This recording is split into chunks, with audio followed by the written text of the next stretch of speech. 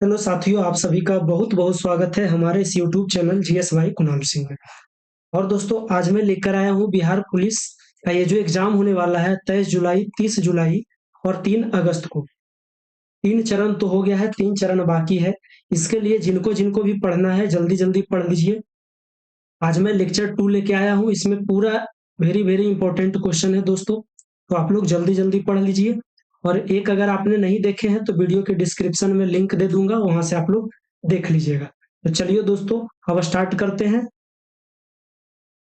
तो कल मैंने आपको टोटल 50 तक करवा दिए थे, ओके। आज जो मैं आपको करवाऊंगा 51 से करवाऊंगा। क्या कह रहा है, इसलिए तो बोल रहे हैं साथियों कि अगर आपने अभी तक नहीं देखे हैं तो जाकर आप लोग देख सकते हैं। 51 में क्या कह रहा है, विटामिन डी की कमी से कौन सा रोग होता है? तो रिकेट्स। विटामिन डी की कमी से कौन सा रोग होता है साथियों? तो रिकेट्स। और दोस्तों, एक मेरा 1500 क्वेश्चन का, 1500 प्लस क्वेश्चन का एक वन लाइनर पीडीएफ बना है। अगर आप लोग वो पीडीएफ खरीदना चाहते हैं तो ऊपर जो चल रहा है, नंबर चल रहा है 75 49 11 94 37। इस पे जाकर आप लोग व्हाट्सअप करके पीडीएफ खरीद सकते हैं, ओनली 59 रुपीज में है। ऊपर में देखिए स्क्रॉल हो रहा होगा, ओके। वहां से भी आप लोग नंबर निकाल सकते हैं। और दोस्तों, अगर आपको फ्री पढ़ना है इस चीज का तो आप लोग, वीडियो उसका बनाया हुआ है, आप लोग जाकर वीडियो देख सकते हैं। तो चलिए अब अगला प्रश्न की ओर। 52 में क्या कह रहा है, मानव शरीर में रक्त का थक्का किस विटामिन की सहायता से जमता है? तो मानव के शरीर में जो है साथियों, रक्त का जो थक्का है, ये विटामिन के की कमी से, सॉरी, विटामिन के कारण जमता है। मानव शरीर में रक्त का थक्का किस विटामिन के सहायता से जमता है? तो विटामिन के सहायता से जमता है। आप लोग इसे याद रखिएगा। अगला प्रश्न है 53 नंबर में, आरबीसी का जीवन काल कितना होता है? तो 120 दिन। दोस्तों, आरबीसी का जीवन काल कितना होता है? तो 120 दिन आपको याद रखना है। अगला जो प्रश्न है आपका 54 नंबर का है।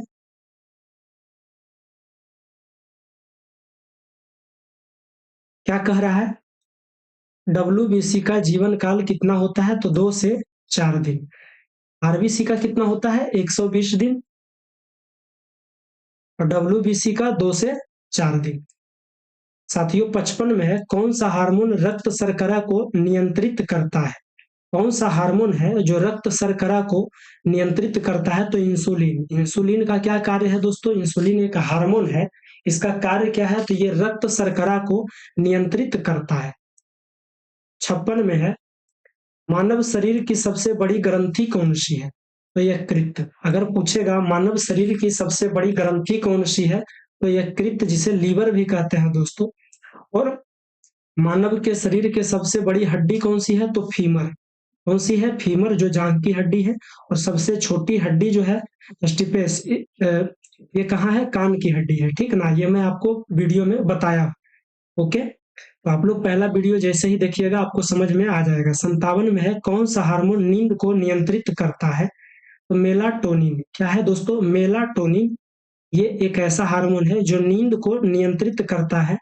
और दोस्तों, इंसुलिन एक ऐसा हार्मोन है, इंसुलिन, ये क्या करता है? ये रक्त शर्करा को नियंत्रित करता है। और नींद को नियंत्रित करने वाला हार्मोन को क्या कहते हैं? मेलाटोनिन। याद रखना आपको। 58 में है, कौन सा अंग रक्त को पंप करता है? कौन सा अंग है जो रक्त को पंप करता है? तो ये दिल है, हार्ट, दिल। 59 में है, मानव शरीर में कुल कितनी हड्डियां होती है? तो 2 से 6। कितनी है होती है दोस्तों? 206। 60 में है, पौधे अपना भोजन किस प्रक्रिया द्वारा बनाते हैं? तो साथियों, पौधे जो है अपना भोजन किस प्रक्रिया द्वारा बनाते हैं? प्रकाश संश्लेषण की प्रक्रिया के द्वारा।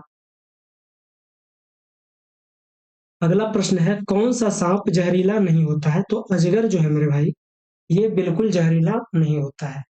डीएनए का पूर्ण रूप क्या है? यानी डीएनए का फुल फॉर्म। फुल फॉर्म क्या है साथियों? तो deoxy ribo nucleic acid. Deoxy ribo nucleic acid DNA का फुल फॉर्म है, आप लोग इसे याद रखिएगा। आरएनए का फुल फॉर्म क्या है? तो राइबो न्यूक्लिक एसिड। आरएनए का क्या है दोस्तों? राइबो न्यूक्लिक एसिड आरएनए का फुल फॉर्म है। और डीएनए का डीऑक्सी राइबो न्यूक्लिक एसिड, आपको याद रखना है। 64 में है अनुवांशिकी के जनक कौन है? तो ग्रेगर मेंडल। कौन है दोस्तों? मेंडल आपको याद रखना है। अनुवांशिकी का जनक कौन है? तो ग्रेगर मेंडल। जीवन का मूलभूत इकाई क्या है? तो कोशिका। जीवन का जो मूलभूत इकाई है ये कोशिका को कहा जाता है। अगला है कौन सा अंग पाचन में मदद करता है और पित्त रस का स्राव करता है? तो यकृत। क्या है दोस्तों? यकृत। अगला प्रश्न है आपका, कम जल उपलब्धता के समय पौधों की पत्तियों से जल हानि को रोकने में कौन सा पादप हार्मोन मदद करता है?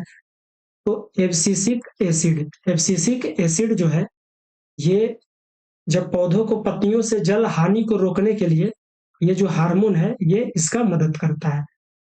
68 में है गोल्डन राइस। गोल्डन राइस किस विटामिन की कमी को दूर करने में मदद करता है? तो ये विटामिन ए। कौन सा विटामिन? तो विटामिन ए। और एक प्रश्न यहाँ पे है, ये क्वेश्चन हो जाएगा, प्रोटीन संश्लेषण कहाँ होता है? साथियों प्रोटीन संश्लेषण कहाँ होता है? तो ये राइबोसोम। 69 में है कौन सी कोशिकाएं प्रतीक्षा प्रणाली का हिस्सा होती है और संक्रमण से लड़ती है? तो डब्ल्यूबीसी। श्वेत रक्त कोशिकाएं भी इसे कहा जाता है। कौन सी, क्या पूछ रहा है, कौन सी कोशिकाएं प्रतीक्षा प्रणाली का हिस्सा होती है? प्रतीक्षा प्रणाली और संक्रमण से लड़ती है? तो डब्ल्यूबीसी यानी श्वेत रक्त कोशिकाएं जो है ये प्रतिक्षण प्रणाली का हिस्सा होती है। रक्त का लाल रंग किसके कारण होता है? तो हीमोग्लोबिन के कारण। जो हमारा शरीर में जो खून है दोस्तों, इसका जो रंग लाल होता है ये किसके कारण होता है? तो ये हीमोग्लोबिन के कारण होता है। 71 में है जठर शोथ गैस्ट्राइटिस का सबसे आम कारण कौन सा बैक्टीरिया है? तो हेलिकोबैक्टर पाइलोरी। क्या है दोस्तों? Helicobacter pylori. जठर शोथ का सबसे आम कारण कौन सा बैक्टीरिया है? तो हेलिकोबैक्टर पाइलोरी। याद रखिएगा आप लोग। 72 में है कोशिका में सूचना वाहक अणु कौन सा होता है? तो न्यूक्लिक अम्ल। न्यूक्लिक अम्ल। कोशिका में सूचना वाहक अणु कौन सा होता है? तो न्यूक्लिक अम्ल, डीएनए और आरएनए। 73 में है अनुवांशिक कोड कितने अक्षरों के वर्णमाला से बना होता है? तो 4। अनुवांशिक कोड जो है ये कितने अक्षरों के वर्णमाला से बना होता है? तो 4। 74 में है दोस्तों वसा का निर्माणक खंड क्या है? तो वसा अम्ल। वसा का निर्माणक खंड क्या है? तो वसा अम्ल। 75 में है प्रोटीन का निर्माणक खंड क्या है? तो अमीनो अम्ल। वसा का निर्माणक खंड कौन है? तो वसा अम्ल। और प्रोटीन का दोस्तों अमीनो अम्ल आपको याद रखना है। अगला जो प्रश्न है साथियों आपका,